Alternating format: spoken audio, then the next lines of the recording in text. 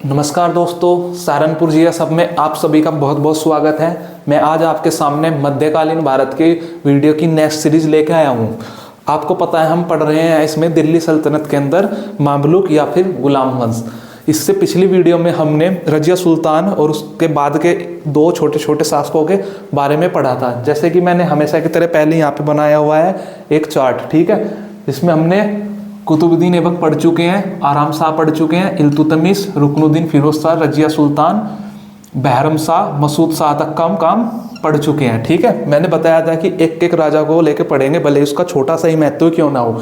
किसी भी सीरीज में किसी भी उसको हम इस मामलुक वंश में स्किप करके नहीं चलेंगे, ठीक है। तो आज का जो हमारा टॉपिक है उसमें हमने रजिया सुल्तान को कंप्लीट कर लिया था। आज हम एजेंडा देखते हैं हमारा क्या है। एकदम रजिया सुल्तान का मूल्यांकन पढ़ेंगे, उसके बाद नासिरुद्दीन महमूद को आज कंप्लीट कर लेंगे, ठीक है। तो आपको पता ही है रजिया सुल्तान के बारे में हमने पढ़ा था। मैंने बताया था जो महत्वपूर्ण शासक होंगे उनका मूल्यांकन भी करते हुए चलेंगे, ठीक है।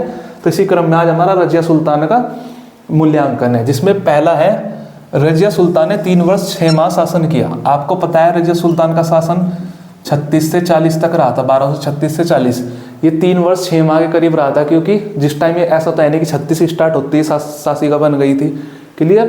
मतलब लगभग 3.5 साल किया, लेकिन ये इतने टाइम में भी सफल शासिका थी, जिसने रुकनुद्दीन फिरोज शाह, कौन इसका भाई पहले हो, जिसकी माता सातुरकान थी, कि समय की बिगड़ी स्थिति को संभाला।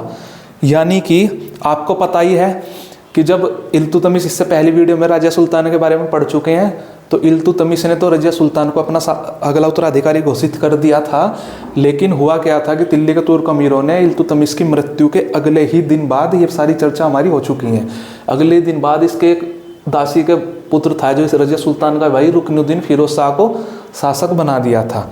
जिसके टाइम पे आपको पता है इसकी माँ थी शाह तुर्कान, जो ईरान की थी, उसके हाथ में कंट्रोल में थी। उसने लोगों का दमन किया था, लोगों को परेशान कर दिया था। उस टाइम की स्थिति बिगड़ चुकी थी। रजिया सुल्तान इसने आते ही उस टाइम की बिगड़ी स्थिति को संभाला, अपने हाथ में लेते चीज़ों को कंट्रोल किया, जो कि इसके मूल्यांकन का एक पॉजिटिव पॉइंट आता है। इसके अलावा रजिया सुल्तान ने स्त्री होकर भी किसी दुर्बलता का परिचय नहीं दिया। देखो, मेरा तो अपना मानना है कि स्त्री हो, भले स्त्री पुरुष समान है, स्त्री में भी कोई दुर्बलता नहीं होती है, पर फिर भी यहाँ बताया गया है कि स्त्री होकर भी, मतलब लोग तो करते हैं ना, समाज तो नहीं जीने देता ना, समाज तो लेग पुलिंग का काम हमेशा करता है। तो इसने इसलिए स्त्री होकर भी किसी दुर्बलता का परिचय नहीं दिया, ठीक है। ये योग्य थी, सबको पता है, शिक्षित थी, दयालु थी, साहसी थी। इसके अंदर अच्छे अच्छे सारे गुण अवेलेबल थे जो एक अच्छे सुल्तान में होने चाहिए, भले स्त्री क्यों ना हो, ठीक है। एक तीसरे पॉइंट ये भी क्या है, इसका एक पॉजिटिव पॉइंट है। इसके सारे ही पॉइंट पॉजिटिव है, क्योंकि एक अच्छी खासी सफल थी, क्योंकि पहले में बोल दिया गया है कि सफल शासिका थी। तीसरा एक इतिहासकार थे मिन्हाज, इसके बारे में हम सुन चुके हैं, ठीक है। इसने क्या कहा था, भाग्य ने उसे पुरुष नहीं बनाया, वरना उसके समस्त गुण उसके लिए लाभप्रद हो सकते थे। रजिया में सभी प्रशंसनीय गुण थे जो एक सुल्तान में होने चाहिए। इसका मतलब क्या है कि भाग्य ने उसे पुरुष नहीं बनाया, नहीं तो उसके अंदर जो भी गुण थे ये सारे बताए, योग्य, शिक्षित, दयालु, शासिका के, उसके लिए फायदेमंद हो सकते थे, क्योंकि उसके अंदर वे सारे गुण थे प्रशंसनीय, मतलब प्रशंसा करने लायक, जो एक सुल्तान में होने चाहिए। अब अपनी लैंग्वेज में इसको बताऊं तो रजिया स्त्री थी। आपको पता है अगर आज के समय में जाए, अब तो धीरे धीरे समाज बदल रहा है कि लड़कियां भी लड़कों के बराबर काम कर रही है, पर अभी भी इतना लेवल पे नहीं पहुंचा हमारा समाज, भारतीय समाज की लड़का लड़की जहाँ पे बिल्कुल इक्वल हो, ठीक है। यह बात आप अच्छे से जानते हो, भले इसको एक्सेप्ट सबके सामने ना करो, पर मन से आप भी समझते हो इस चीज़ को। अब अभी से आप 10-15 साल पीछे चले जाओ, अगर आप ग्रामीण परिवेश से हैं तो आप अच्छे से समझ सकते होंगे कि लड़कियों को, जैसे लड़के बाहर पढ़ने के लिए चले जाते थे क्लास 12 के बाद, लड़कियों को भेजने के लिए भी सोचना पड़ता था। इसलिए पहले लड़कियां आर्ट साइड ले लेती थी, साइंस साइड नहीं लेती थी, क्योंकि साइंस साइड के कॉलेज बाहर मिलते थे उच्च शिक्षा के लिए, तो बाहर भेजना भी एक बहुत मुश्किल कार्य था। हालांकि अभी तो चीज़ें बदलती भी जा रही है। पहले लड़कियों पे कौन जॉब कराता था, अब से 10-15 साल पीछे लेके चले जाओ, रेशियो बहुत कम था, जो कि अब रेशियो बढ़ता जा रहा है। और एक टाइम ऐसा आएगा जब ये बराबर हो जाएगा कि लड़कों के बराबर लड़कियाँ हो जाएंगी, जो तेज़ी से बदल रहा है। तो ये सोच लो, जब 10-15 साल पहले स्थिति ये थी, अभी बात हो रही है 1236 की, आज से 800 साल के करीब की पुरानी बात। उस टाइम पे क्या स्थिति रही होगी जब इतना पिछड़ापन था। तो इसीलिए इसने कहा है कि इसे भाग्य ने पुरुष नहीं बनाया है, कि अगर ये पुरुष होती तो ये बहुत बड़ी सुल्तान बन जाती। इसका स्त्री होना ही इसकी एक सबसे बड़ी कमजोरी यही रही, जो एक निगेटिव पॉइंट था। हालांकि मेरे नज़र से, या अगर एक पढ़े लिखे आदमी की नज़र से देखो, निगेटिव पॉइंट नहीं है, पर उस टाइम की जो स्थिति उसके हिसाब से एक अकेला इसका निगेटिव पॉइंट है कि ये महिला थी, इसलिए तो इसको शासक बनने से हटाया गया। लोग इससे यही तो चिढ़े कि एक महिला हम पे राज कैसे करेगी। वो एक पुरुषवादी सोच होती है ना, जो कि गलत है। ये एक महिला के अंडर में हम कैसे काम करेंगे। नहीं तो अगर ये पुरुष बनाया होता ना इसे भाग्य ने, तो ये बहुत बड़ी होती है। ठीक है, बहुत इसके लिए मतलब फायदेमंद हो सकते थे ये सारे, जबकि महिला होने की वजह से ये सारे गुण इसके लिए निगेटिव हो गए। लोगों ने और चिढ़ना शुरू कर दिया। आप इसको अपने आसपास के माहौल से समझ सकते हो। एक इतिहासकार था एल्फिस्टन, इन्होंने बताया था यदि रजिया स्त्री ना होती तो उसका नाम भारत के मान शासकों में लिया जाता। वही बात है, अगर स्त्री की जगह पुरुष होती तो फिर ना तो ये इसको हटा सकते थे, न इसके अंदर चिढ़ होते, फिर ये और भी मजबूती से काम करती, सबको इसको सपोर्ट मिलता, तो मान शासकों में इसका नाम आता है। इसका भी मतलब निकल के ही आता है। इसमें बात इनके कोट आ सकते हैं ऐसे जैसे मैंने पहले बताया था। ठीक है, जैसे हमने किसके बारे में बताया था, इल्तुतमिश के बारे में। तो ये हुई हमारे यहाँ पे रजिया सुल्तान के मूल्यांकन की बात। इसके बाद हमारा अगला टॉपिक आता है जो हमने मसूद शाह तक का कर लिया था, जो आज का हमारा मेन टॉपिक है, नासिरुद्दीन महमूद। इसके काम को हम देखते हैं। ठीक है, तो करते हैं हम अपने अगले टॉपिक को स्टार्टअप।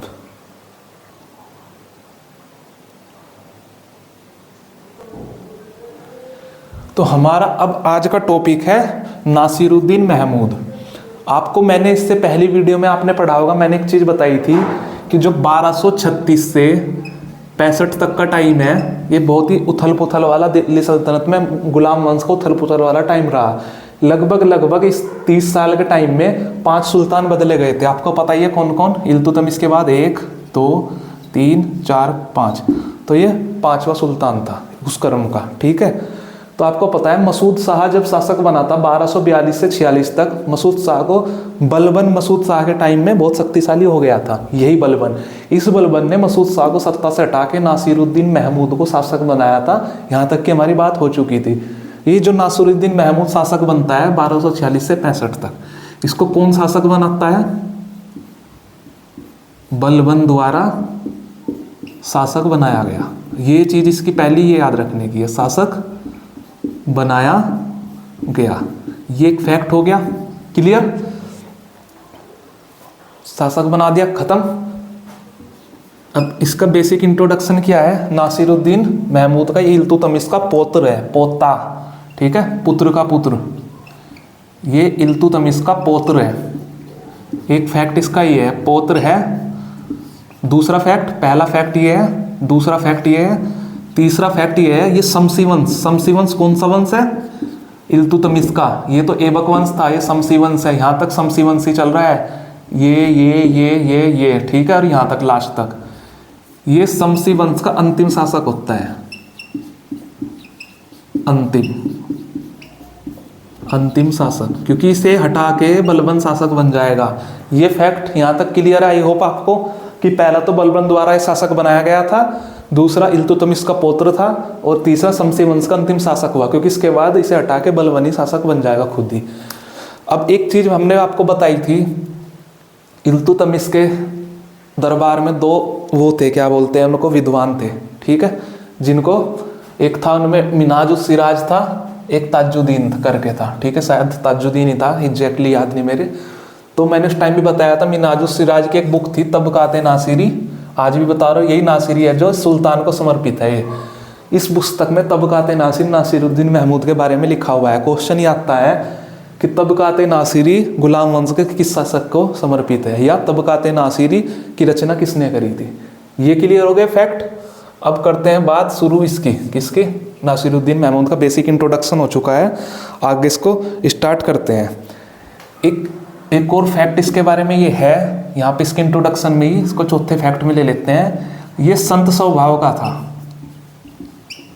संत स्वभाव का मतलब बहुत अच्छा स्वभाव था इसका, जैसा संत का महात्माओं का स्वभाव होता है। ज़्यादा तेज तो नहीं था ये, इसलिए बलबन ने इसको शासक बनाया था। कहानी यही थी बलबन की कि बलबन इतना शक्तिशाली हो चुका था, वो खुद शासक बनना चाहता था, लेकिन वो एकदम से नहीं बन सकता था, क्योंकि लोग फिर प्रॉब्लम क्रिएट करते, जो इसके साथ के साथी हैं, अमीर वर्ग, इसके जो लेवल के हैं वो भी फिर इसका विरोध करते, ठीक है, क्योंकि सबको एक दूसरे से चिढ़ होती है, सब चाहते हैं हम शासक बने। इसलिए पहले मसूद शाह को हटा के एक ऐसा शासक बनाना चाहता था खुद जो इसके कहे पे चले, सीधा हो। इसलिए पकड़ता है नासिरुद्दीन महमूद को, इसी के वंश का तो तम इसके कोई ऑब्जेक्शन भी नहीं उठाएगा, इसलिए इसे बनाता है। फिर किसको टाइम मिल जाएगा, क्योंकि एकदम से बनाएगा प्रॉब्लम होगी। नासिरुद्दीन महमूद का टाइम के दौरान से 56 ऐसे लगभग 19-20 साल के टाइम में इसने इतना टाइम मिल जाता है कि अपने आप को और मजबूत करने का, कि अपने इसके और भी जो ओपोनेंट है ना, जो विरोधी हैं, उनको कंट्रोल करके फिर बनेगा शासक। इसलिए इसने संत स्वभाव वाले व्यक्ति को पकड़ा। अगर ये तेज तर्रार को बनाएगा तो वो कहाँ इसको बनने दे रहा। तो यहाँ से ये खेलता था माइंड गेम। इस संत स्वभाव का था एक फैक्ट इसी में ही रख लेना, इसका 5वां, ये कुरान की नकल करता था। कुरान की नकल का मतलब कुरान की कॉपी करके लिख ली, कुरान की नकल करने वाला शासक था ये, कुरान की नकल करता था। ये क्वेश्चन आया हुआ है कि कुरान की नकल कौन करता था निम्नलिखित में से, ठीक है, तो कुरान की नकल करता था। क्लियर। अब यहाँ पे चीज हो जाती है, अब बलबन के रहमो करम पे शासक बनता है संत स्वभाव का। जैसे जैसे बलबन कहेगा हाँ जी ठीक है, ऐसे करता हुआ ये एक तरह से रिमोट कंट्रोल था बलबन के हाथ में, किसका, नासिरुद्दीन महमूद का। ये इसकी बेसिक इंट्रोडक्शन हो गया। अब कहानी आती है 1249 की। 46 में शासक बन चुका है। 3 वर्ष बाद बलबन क्या करता है, अपनी पुत्री का विवाह इससे कर देता है। पुत्री का विवाह किससे, इसी से। पुत्री का विवाह कौन करता है, 1 मिनट, इसको ऐसे लिखते हैं 1249 में, यहां से हटा देते हैं इसको। बलबन अपनी पुत्री यानी बेटी का विवाह, पुत्री का विवाह नासिरुद्दीन से कर देता है, ठीक है। यहाँ पे नासिरुद्दीन मैंने शॉर्ट में लिख दिया है, नासिरुद्दीन महमूद से कर देता है। अब देखो कितने माइंड से खेल रहा है, अपने आप सुल्तान भी बनाया, अपनी एक लड़की का भी इससे शादी कर दी, मतलब पूरा संबंध बना दिया घर जैसा, अपने परिवार जैसा, कि जिससे हर तरह से कंट्रोल धीरे धीरे बनाना शुरू कर दे, कि कहीं एक ऐसी स्थिति ना आ जाए कि अगर मैं खुद सुल्तान ना बन पाया तो अपनी लड़की के बेटे को सुल्तान बनवा दूंगा, कि अपने आप भी ना बन पाया तो उसको बनवा दूंगा, क्योंकि वो तो फिर इसी के वंश का होगा ना। तो मतलब हर तरफ से प्लानिंग से चल रहा था कि अगर मैं यहाँ पे फेल हो जाता हूँ तो मेरा दूसरा बैकअप प्लान ये रहेगा। तो होता क्या है, नॉर्मल सी बात है, जब बलबन ने इसे अपना दामाद भी बना दिया और ये राजा है, इसे पहले राजा बनाया फिर अपना दामाद बनाया, इतनी इज्जत दे रहा बलबन जिसके हाथ में असली पावर है, तो ये खुश होकर बलबन को क्या करता है, उलुग खान की उपाधि देता है। उलुग खान की उपाधि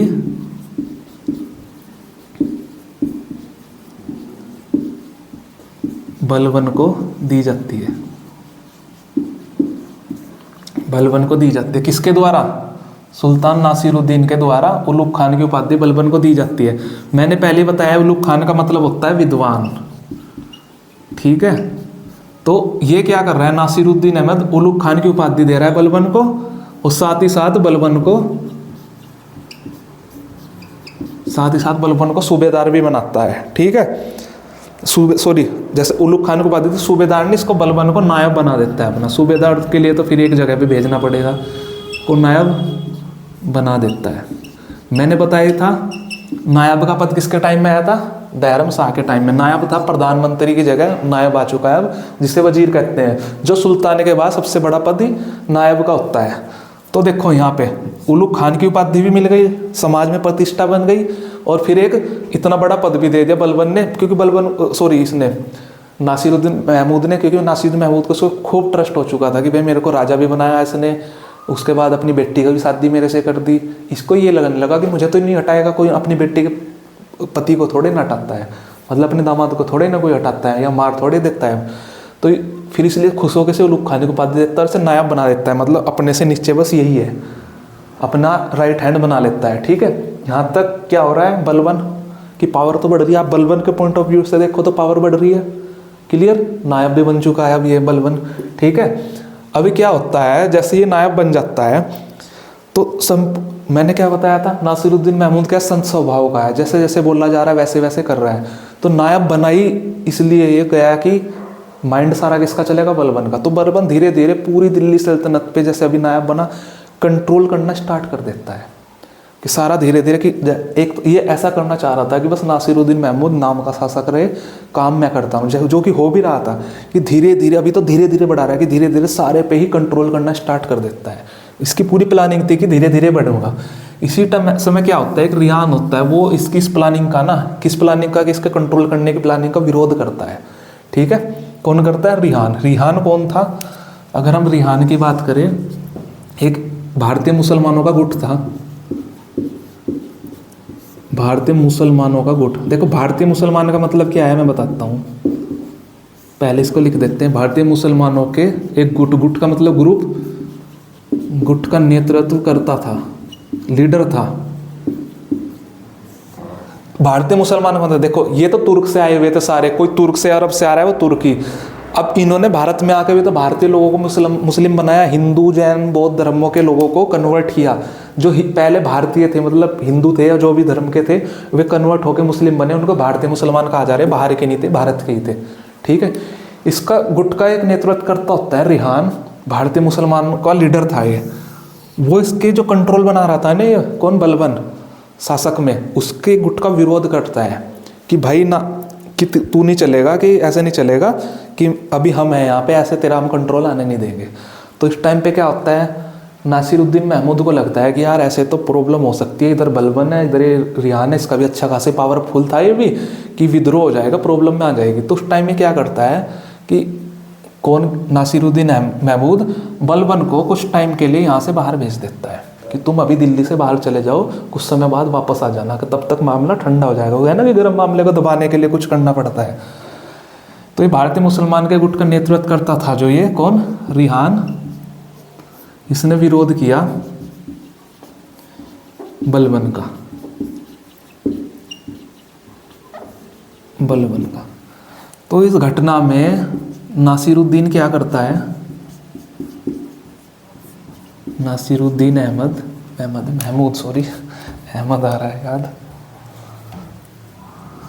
ये जो नासिरुद्दीन महमूद है, यानी कि मैं ब्रैकेट में लिख रहा हूँ सुल्तान, ये क्या करता है, ये बलबन को एक जगह पे भेज देता है, हाँसी में।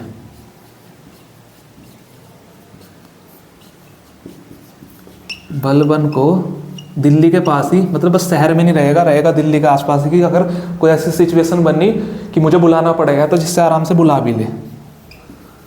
दिल्ली के पास हाँसी भेज देता है, वहाँ का इख्तियार बना के भेज देता है। ठीक है, कहाँ भेज देता है? हाँसी। ठीक है, हाँसी का इख्तियार बनाता है, हाँसी भेज देता है इख्तियार बना के, कि भाई इख्तियार बनाकर कि तुम वहाँ का एरिया देखो अभी कुछ दिन। देखो हाँसी पड़ता कहाँ है ये जान लो पहले थोड़ा सा। हाँसी जो है ना, ये जो हाँसी है, आपने हिसार डिस्ट्रिक्ट सुना होगा,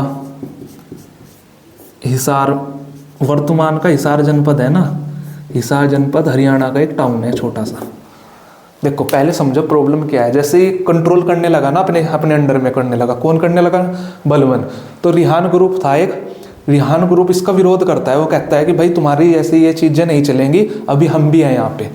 तो वो उसका विरोध करता है। ऐसी स्थिति में सुल्तान देखता है कि यार प्रॉब्लम हो जाएगी, मैं एक काम करता हूँ, अभी जो मामला गर्म हुआ है इसे दबाने के लिए इसे थोड़ा सा यहाँ से दिल्ली से हटा देता हूँ, भेज देता हूँ कहीं दूर आसपास कहीं, ताकि रिहान गुट भी नॉर्मल हो जाएगा। क्योंकि रिहान गुट भी अच्छा खासा स्ट्रॉन्ग था, आपस में लड़ाई होती, इसने ये करा कि इसको मैं दूर भेज देता। हालांकि इसका नासिरुद्दीन अहमद का महमूद का खुद का दिमाग नहीं था, ये बलबन ने चाल खेली थी कि ऐसे करके मैं यहाँ से चला जाऊँगा, क्या मुझे हाँसी का इख्तियार बना दो। हाँसी कहाँ? हिसार है, हिसार का एक छोटा सा टाउन है आज भी हरियाणा में, मतलब दिल्ली से कुछ ही दूरी पे है, 200-250 किलोमीटर की, एग्जैक्ट मेरे को याद नहीं, कि ज़्यादा दूर भी नहीं गया कि कल को कोई प्रॉब्लम हुई तो मैं एकदम से दिल्ली पहुँच भी जाऊँगा। समझ रहे हो? माइंड पूरा चल रहा है कि प्लानिंग से है फुल प्रूफ, कि ज़्यादा दूर जाऊँगा, बंगाल के साइड चला गया तो प्रॉब्लम हो जाएगी, या दक्षिण भारत में गया तो प्रॉब्लम हो जाएगी। आसपास ही रहूँगा कि मैं थोड़े ही टाइम में वापस दिल्ली भी एकदम से आ जाऊँ। कुछ टाइम के लिए इसे वहाँ के इख्तियार बना दिया जाता है कि भाई तुम वहाँ रहो, कि थोड़ा सा मामला यहाँ पे डाउन हो जाएगा और टाइम मिल जाएगा मामले को दबाने का। तो यहाँ तक का आपका क्लियर हो गया। तो क्या होता है, यहाँ तक का आई होप आपको ये सारी चीज़ें समझ में आ गई होंगी। रिहान का विरोध भी हो जाता है। तो बात बढ़ती है 1254 पे। 1254 तक ये क्या करता है, बलबन रेहान का प्रभाव समाप्त कर देता है। कुछ टाइम तो लगेगा ही। बलबन रेहान का नहीं, खाली रेहान गुट का, ये पूरे का रेहान गुट का प्रभाव समाप्त करके, इनका दमन करके, कुछ को अपने में मिला के, कुछ को मार डाल के समाप्त कर फिर आता है दिल्ली वापस, कि वापस दिल्ली वापस आता है। यही तो प्लानिंग थी, इसलिए तो इसे थोड़ा सा दूर भेजा गया था कि थोड़ा सा टाइम के साथ में मामला ठंडा होगा, जब तुझे मौका मिलेगा इनको दबा के फिर आ जाना। तो ये रेहान गुट का प्रभाव समाप्त कर फिर से दिल्ली आता है। कब?